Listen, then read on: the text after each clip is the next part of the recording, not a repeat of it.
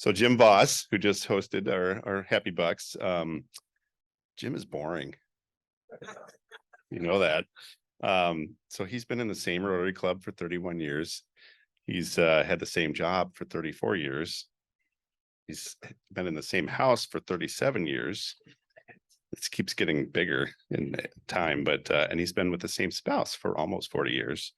But he has two great kids, two amazing grandkids, a career he loves, a community he is proud of. He's blessed and loved by God and grateful for the chance to be among those who make the world a better place, like our club. He's also a tremendously fortunate and boring guy. So please welcome Jim Voss.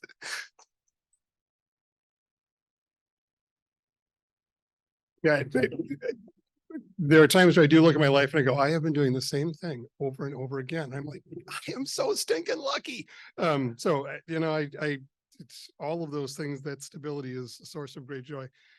I had the privilege of being the day chair today, and I joked with Julie as she walked in. I feel like David Letterman. My next guest needs no introduction, right?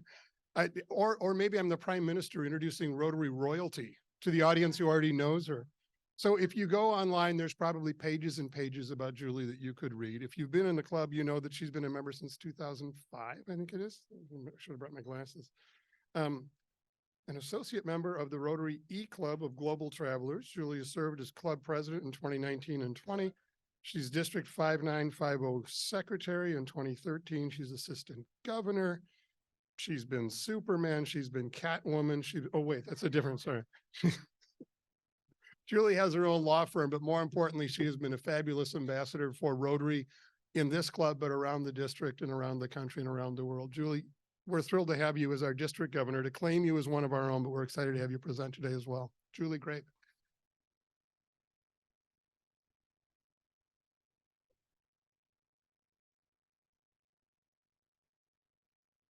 Thanks, everyone. It is so good to be back at my home club.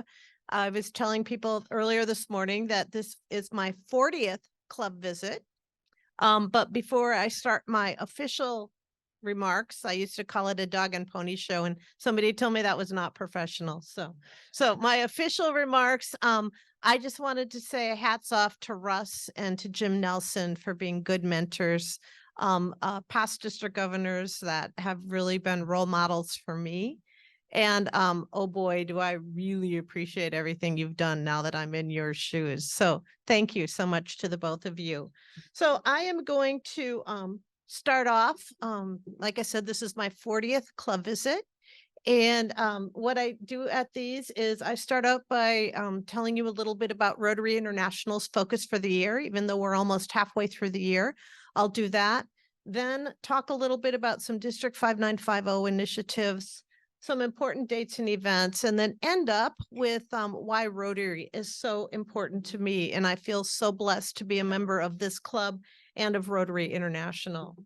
So first of all, I wanted to introduce you to Gordon McAnally. He is the 23-24 Rotary International president. As you know, just like district governors change and club presidents change, so do RI presidents. And I have had the opportunity to meet Gordon a couple of times in person. He's a retired dentist from Scotland. Very interesting when I have gone to meetings, international assemblies where all the district governors get trained. For some reason, everybody shows up in kilts. And so Gordon started a new trend. I thought, I bet you if you go on Amazon, a lot more kilts have been sold this year than any other year. But he's just a fantastic guy. I don't know if any of you have met Rotary International presidents in the past. You know, they're all very polite and they're all very nice and engaging. But Gordon will come up and like give you this massive handshake and say, you know, what is your club doing for service projects? And, you know, do you meet every week? And do you have youth exchange kids? And he's just so exciting. And so he just seems so dedicated to the cause. So I wish every one of you could meet him. He's a great guy. So every year, the Rotary International presidents get to decide what they want to focus on, just like we all do in our clubs. And Gordon decided in this Rotary year that he wanted to continue 3 things, and he has 2 new initiatives. Up on the corner, you can see what he wanted to continue. The Empowering Women and Girls Initiative has been going on the last 3 or 4 years at the Rotary International level. Polio eradication, of course, critically important. Has been one of Rotary's, the main external focus of Rotary since the 1980s. I believe we have, this year to date, we have 10 cases of wild polio in Pakistan and Afghanistan. So we are so incredibly close, but those last 2 countries are so difficult to get under control. So I hope that in maybe 5 years, when a district governor is coming to talk to you, we don't even have to mention polio anymore. How amazing would that be? We are so incredibly close. And then Gordon's focus too is he's really just trying to model and encourage everyone else to model continuity. City of Lakes Rotary has always done that very, very well. I'm so proud of this club when I go out and talk to other clubs. Some clubs are smaller or they have a lot of things going on. They do not name their president-elects until February or March, and they take office in July. So hats off to City of Lakes for doing such a great job to not just have a president-elect, but also have president nominees and people really that are being trained all the time that would make wonderful club presidents. So Gordon's 2 new areas of focus that he is really emphasizing this year are promoting peace and a focus on mental health. And I think that, he probably chose promoting peace, a couple of years ago. How appropriate for right now that promoting peace is so incredibly important. And what Gordon said is that it's really just a recognition of everything Rotary does. When you think about it, almost everything we do promotes peace. Fellowship on Wednesday mornings promotes peace. Service projects that we do locally, internationally, youth exchange. I heard one former RI president say that if every kid was a youth exchange kid, there would be no more war in this world. So just please think about it as you go about your daily business and your Rotary business, how much every single thing that we do locally and internationally really does promote peace. And we need that more than ever right now. The second thing that Gordon is really encouraging clubs to focus on is mental health. We all know that every time we go online, we turn on the TV, we listen to radio, everybody has been talking about the mental health crisis. And for Gordon, this really hit home. Several years ago, he lost his brother, his only brother, to suicide. And what Gordon said is he told his wife at that time that if he ever had a platform to encourage people to increase the access to mental health or erase the stigma around mental health, he would do it. And so he is taking this year as that platform. Now, mental health is such a huge issue that when I go out and talk to clubs, they're like, well, what are we supposed to do about it? It's so gigantic. Where do we start? So there's 2 things. One thing Gordon said we can all do is really just check in with each other. When we go and talk to people, we're talking with people and you're like, how are you doing? And sometimes I'm guilty of this. Before you even listen to their answer, you're kind of on your way or thinking about something else. So what Gordon said, one thing we can all do immediately is if somebody seems a little quiet or a little down or just a little off, ask them how they're doing and stop and listen to what they say. Maybe they just need somebody to listen to them, and that will make their day better. So that's one thing. The other thing that we can do is look for mental health agencies and nonprofits that we can partner with, have some mental health speakers come to the club and talk about, I know that a lot of times when I think about it, I don't even know what terminology to use. And so really just have a focus this year on doing anything we can to help increase access to mental health, erase the stigma around mental health, and just get better educated around mental health. Now I'm going to switch gears, talk a little bit about what our district is doing. But before that, I'm a structure person. I like understanding where everything fits. And sometimes when you hear district governors come and talk, or district leadership, they talk about areas and zones and regions. And it's like, what is all of that? So I put this in here to give you a little bit of a background on what's what. On the left, the black circle, your Rotary Club, center of the universe. Anything good that happens out of Rotary usually starts in a Rotary Club. Next, going up is an area. Rotary, City of Lakes Rotary is in Area 1. There's 6 clubs in our area. They're the Minneapolis clubs. Our district, District 5950, has 12 areas, and they're geographical groupings. Each area has an assistant governor. Our assistant governor is Fred Herron.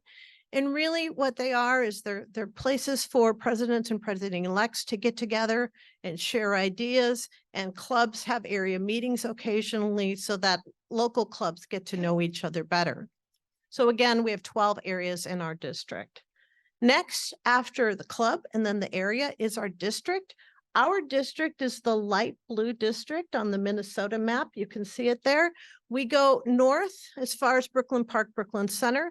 As far west as Alexandria, down to Fairmont, Minnesota. And then for some reason, the Mississippi River cuts us off on the east. So sometimes people say to me, why don't we do more with St. Paul? Well, St. Paul's in a different district. They're in District 5960. So we try to do more with St. Paul, but a lot of what we do in Rotary is focused on district levels. We have 65 clubs in our district, about 2,500 Rotarians. And so my furthest drive to visit clubs is about 3 hours. And I tell people, when you look at this map, my friend Dave Long, who is district governor of 5580, which is our district right to the west, he's the dark orange. He gets to drive all the way up to that tippy-toppy point in Ontario. There is one club up there. It's like a 9-hour drive. So yeah, I know Dave puts on a lot more miles than I do. So that is our district. Then the very, very colorful map on the right is our zone. We are, it's our combined zone. We are in zone 29 and 25B and 29 are combined. And you can see from the top of Ontario down to the bottom of Texas, we get together as a zone once a year. And that's really where the district training happens. So we just met in October. They're down in Evanston, Illinois. I finally got to go to Rotary #1, the actual Rotary building in Evanston. There is a metal statue of Paul Harris. I got to shake his hand, but the picture that somebody took did not turn out. So, oh well. But it was super, super cool being in the Rotary International building and taking a tour and getting to see the president's office and things like that. Super, super cool. So again, our zone is, so we go from club to area to district to zone. All the zones in the world are captured into regions. There's 38 regions. And then there, of course, is Rotary International, over 36,000 clubs and 1.4 million members. So that is what Rotary looks like. And for some of the newer people, hopefully that gives you a little landmark of where we are. So always like to start out by introducing the district governor line. Of course, I am on the far left. Next year's district governor, Sharon Bloodworth from Minneapolis Club 9. Sharon's going to be an amazing, amazing district governor. The following year in 2025, Mark Shockey will be district governor, and he is with the Rotary Club of Minnesota Veterans, another wonderful leader, very calm presence, and he's going to be a great, great district governor. And we always like to thank, of course, our immediate past district governor, Lloyd Campbell. We did just, the nominating committee just met last month and did recommend Leif Hagen from the Minnesota Pride Club is in line to be district governor in 2026. He officially doesn't get voted on by clubs until May. So that's why he's not on the slide. And also always a huge shout out to Alexa Runquist. She is the only paid staff member for District 5950. She's the executive director, part-time executive director, and really is the glue that holds us together. As club presidents change every year and district governors change every year, Alexa is really the one force that stays constant from year to year. It reminds us that, oh, there's tax forms that need to be filed and there's financial reports that need to be taken care of. So she really is a great help, and you probably all have received emails from her here and there. But when you see her, just say thanks to her for doing such a great job. Couple of initiatives that I wanted to call out to you. Some of them you may know about, some you don't. We have a new member orientation going on, led by Jim Nelson and his team. We're going to be developing a district-wide new member orientation program that focuses on mainly Rotary International stuff. We thought this would be fun for two reasons. Number one, because there's so many things to know about RI, and if your club doesn't do it, you might not know about it. So if we could bring people together for 2 to 3 hours, let them know about certain Rotary International programs, maybe they're programs the club doesn't do currently, and a new member might hear something and say, hey, I'd really like to champion that. I'd really like to do that. The second thing is we thought it would be fun to get new members from different clubs to get to know each other right off the bat. So look for that in the spring. We'll be piloting it in the spring. And right now we're planning on doing it in person and virtually, but not hybrid, but one or the other. So thanks to Jim and his team for starting to work on that. And that will be something coming forward. Next, we're also going to be doing, I'm talking right now with a trainer to do some LinkedIn training. How many in the room have LinkedIn profiles? Yes, a lot of us. How many have been professionally trained on how to write a LinkedIn profile? A couple, but not many. So we thought, wouldn't it be great for the vocational part of Rotary to bring in a trainer? It'll probably be on Zoom, so as many people as possible in the district can attend, and talk about what makes a LinkedIn profile good, what makes it stand out, and how to better do our LinkedIn profile. Then we also thought if we could all write our LinkedIn profiles in a similar way, maybe use similar keywords, maybe we can use it as an online business directory for Rotarians in District 5950. I tell people that I would give all my business to Rotarians, but for the fact that I don't know what a lot of you do. Well, I know what you all do in my club, but in other clubs, I don't know what Rotarians do. So we thought, wouldn't it be great if, when appropriate, we could use the LinkedIn platform to search and then refer business back and forth to each other when we can. And then next we've got, I've got slides on the next two things. Wanted to let you know that the district is doing a monthly Zoom series, Zoom training. It's totally free. It's about a half an hour to 45 minutes in the evening. And we would love all of you to register and come to the training when it makes sense. So it's called Staying Engaged. It's typically the first Monday of every month, unless there's a holiday. And it's a half an hour deep dive on a topic. We've had the foundation, we've had polio, we've had Rotaract and Interact.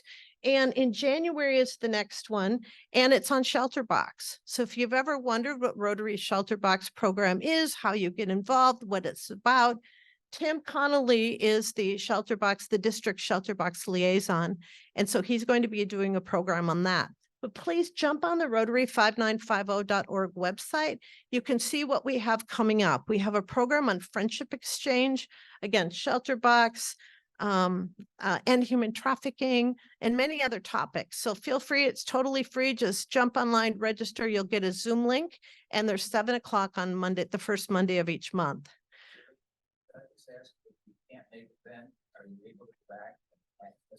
We have not been recording them just because they're such short topics, but I know that if you can't make it and you're really, really interested, each one of the speakers said they'd be happy to talk to you in person or on the phone about it too.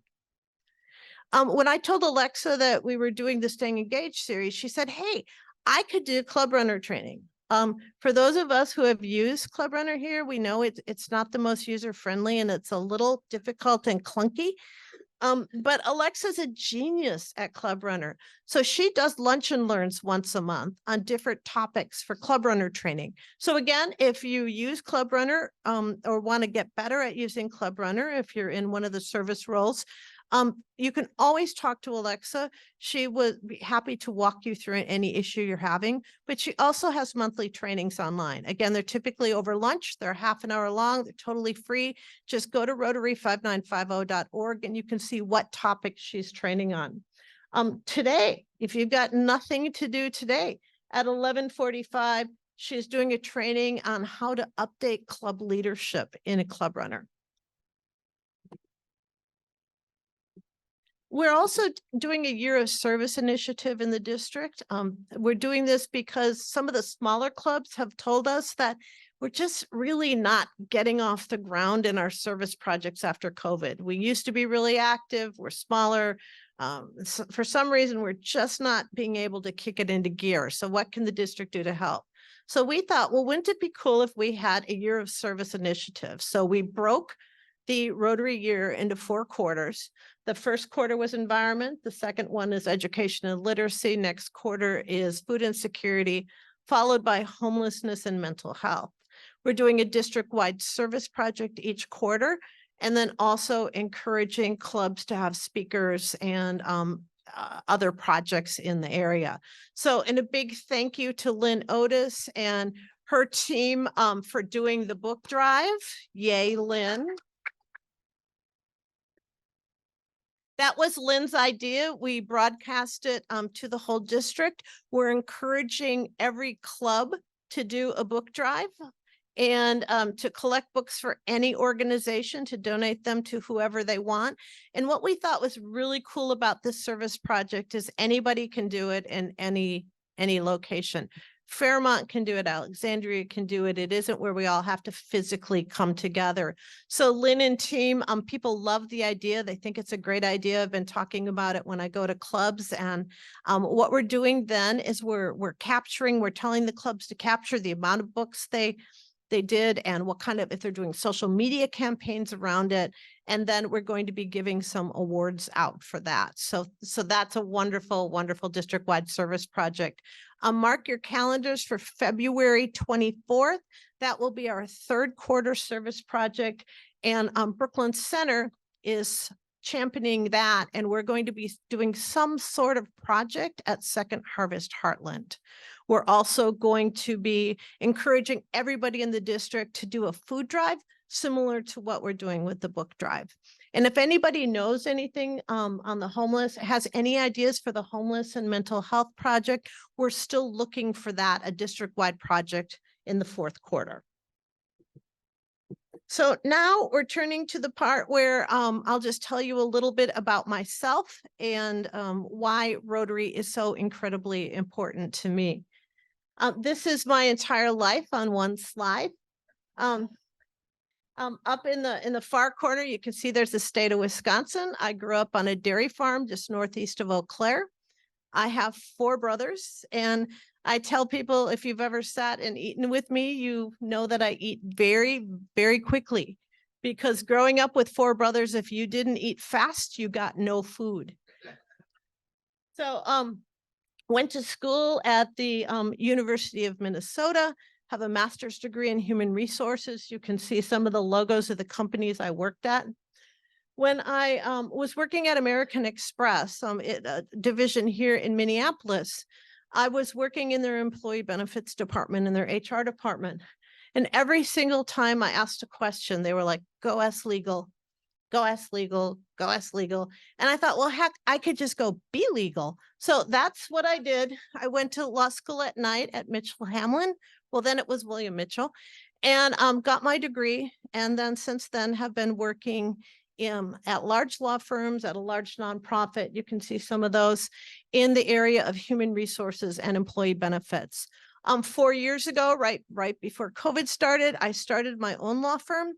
I loved working at some of the bigger law firms, but about half of my clients are nonprofits. And a lot of you who have worked with law firms or at law firms know that your rate just get raised every single year. Companies have to bake that in to survive. And what I was finding is a lot of the small nonprofits that I was working with, I was being priced out of the market. So I thought, why don't I just go out on my own? I have this great experience, and I have been so incredibly blessed. For the last 4 years, it's been fantastic. So what I do, I tell people is anything that a human resources department needs help with, I can probably do. I don't do litigation, but I help with policies and procedures, hiring, firing, employee handbooks, a lot of performance issues, employee benefits. If you're changing retirement plans, you have health plan questions, you want to put in a cafeteria plan, that's the kind of stuff I do. The summer and fall has been really, really busy because, as most of you know, the legislature was crazy busy this spring, passing all sorts of work-related laws. And I think in July, I think almost every single client I had called me convinced that every single employee was going to come to work high, and what are they going to do about it? So put in a lot of cannabis use policies. I'm happy to say that has not happened, or if it has happened, I haven't heard about it. But it's been a really challenging year with all the new Minnesota employment laws going into effect. So you heard when Jim introduced me that I am an associate member of the E-Club of Global Travelers. I tell people you can never join too many Rotary clubs, but Rotary International only lets you have one home. So I call it my home, you're my home club. But an associate member means you really get on the list to be able to go on the international service trips. So the E-Club of Global Travelers is an E-Club. It meets twice a month online, but their really whole focus is doing international service trips. So I thought I would put a couple of my pictures in here. The one on the top right is an international, or not international, is a service trip with Global Travelers. Several years ago, you can see we all have masks on, so you can see it's still during the pandemic. We went out to Pasadena and we're actually putting flowers on the Rose Bowl float, on the Rotary International Rose Parade float. And that was super, super fun. So just know you can sign up and do that. There are 3 clubs in Pasadena that all they do is raise funds for this. It's about $300,000 a year to put that thing together. RI doesn't kick in any money because when you think of it, Rotary International is international and they would have to support every float in every country in the world. So again, 3 clubs in Pasadena fundraise all year long just to do the float every single year. So you can sign up from September on, you can sign up, the clubs can sign up to go out and help work on the float. We were fortunate to go the day before the parade, so we got to put the flowers in and then stay and watch the parade. On the left is, went to Cuba with a bunch of lawyers about 20 years ago. That was interesting. Down here, my very first service trip was City of Lakes Rotary. That has made a bunch of kids down in Haiti. So we, the club, donated money to drill wells for safe drinking water. And so that's me and a bunch of the kids in Haiti. Here is Kilimanjaro. Here's Antarctica. I gave you all a presentation on Antarctica earlier in the year. And then in this side is several years ago, I had the opportunity to go with Como Zoo to watch the polar bears migrate up in Churchill in Manitoba, Canada. If you look at these, you might think I like winter. I actually hate winter. But it seems like most of the international travel is in cold places. So now I'm going to end up a little bit with why Rotary is so incredibly important to me, has become such a wonderful part of my life. When this is time, sometimes district governors come and they have these amazing stories about, giving 2 drops of polio vaccine and saving a life. When I got to this point, I'm like, oh, when I was writing my speech, I'm like, honestly, I got nothing. I got nothing. And then I thought, well, if I got nothing, how did Rotary become so incredibly important to me and such a big part of my life? And what I realized over time as I went from being a club member to being a Rotarian. I don't know exactly when it happened, but it absolutely happened. Some of my best friends are in this room are Rotarians. People I travel with are Rotarians. Most of my community service I do is with Rotarians. And it has just become a major part of who I am. Why did it become such a major part? I think it's because of overlapping values. On the left, you may not have known, Rotary does have core values. Those are service, fellowship, diversity, integrity, and leadership. On the right are kind of my personal values. Think about it, farm kid, work hard, figure it out, don't give up. I told my mom she was raising a Rotarian her whole life and didn't even know it. So Rotary has just been such an important part of my life. I didn't expect to when I joined in 2005, I didn't expect it to be, but it really is. And that's why I'm so honored to be able to go to all clubs and share with them, you know, how much it has just become a part of the fabric of my life and how grateful I am for that. Somebody asked me why I wanted to be district governor. If you ask Sharon Bloodworth, she'll say she wanted to do it for 12 years. I said, I didn't think about doing it until I was asked. And then I thought it's really because I want everyone else to have the same opportunities that I had, to be part of a wonderful group where your people that you work with can be your friends. You can be side by side doing service projects, having a wonderful time, having a heck of a lot of fun, and making such an impact in the world. So this is my last slide. And when district governors come out, they always talk about membership, the foundation, and public image. Why? Because those things are what's important for us to be sustainable. Membership, we heard Maria give a great talk on what this club is doing for membership. Thank you so much. COVID has not been kind to service clubs. Rotary, other ones are really, really struggling. So it's important to keep our membership engaged, get new members to come in, really just to keep the club vibrant so that other people can continue to have the same opportunities we've had. Foundation is really important. We talked about how close we are with polio, but that costs a lot of money to do that. And another reason the foundation is really important, and a lot of you probably know this, but if you don't, so the money that we give to the Rotary Foundation. So City of Lakes Foundation, amazing, but so the Rotary Foundation, half of that comes back to us 3 years later as district grants. So what does that mean? That means 3 years ago, the very generous Rotarians in our district donated over $700,000, which means this Rotary year, we, the district, can give out local grants and international grants of almost $350,000. So thank you to those that donate to the City of Lakes Foundation. Thank you to those that donate to the Rotary Foundation. We really, really appreciate it. And then finally, public image. I've had friends of mine tell me that Rotary is the best kept secret in the world. I said, I don't want Rotary to become the best. I don't want Rotary to be the best kept secret in the world. I want everyone to know about it. Some friends of mine tell me they call it a cult. And I'm like, it's the best cult in the world. I'm like, I want everyone to know about it. And the way we do that, especially today, is on social media, Instagram, Facebook. Tell people what you do. Some of these district-wide service projects, we're going to try to write up newsletter articles and newspaper articles, get them in the local newspapers. Anything we can do to let people know the good we're doing in the world. Hopefully that'll attract people to join. But I think you all should get credit for the great work that you're doing. So in closing, that's really what I had. I just wanted to say thank you for your support. Again, thank you to the past district governors, my mentors. This has been just a wonderful half a year, and I'm looking forward to the next half of the year, but also looking forward to things slowing down after that so I can get more active back in City of Lakes. But thank you for your support.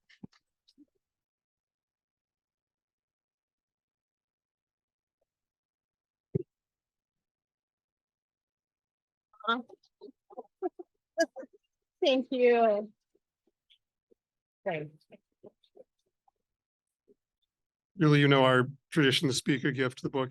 This pen is to remind that you are a Rotarian of the City of Lakes Club. Every club in the district is going to want to claim you. You're still ours, so you can't leave. Thank you. But thank you for modeling what it means to be a Rotarian, not just a club member. I thought that was a really important statement, and I appreciate Thanks. that perspective. Thank you. Great. Thanks. Thanks, everyone. Thank you, Julie, and thank you, Jim. All right. Wanted to also thank our volunteers for today, Greg Alm, our greeter, the Reflection, Stephen Rathke, the Readers led by Russ Michalitz, great song, Happy Bucks and Day Chair, or Day Chair and Happy Bucks, Jim Voss, our Zoom Masters, Brock Ray and Steve Morris, club admins, Dick and Steve, and thank you, Carol, for joining us today. So I'm really glad we did Happy Bucks because I'm going to tell you to go out and hug Anna Prescari and then also have a wonderful Rotary week. Thank you.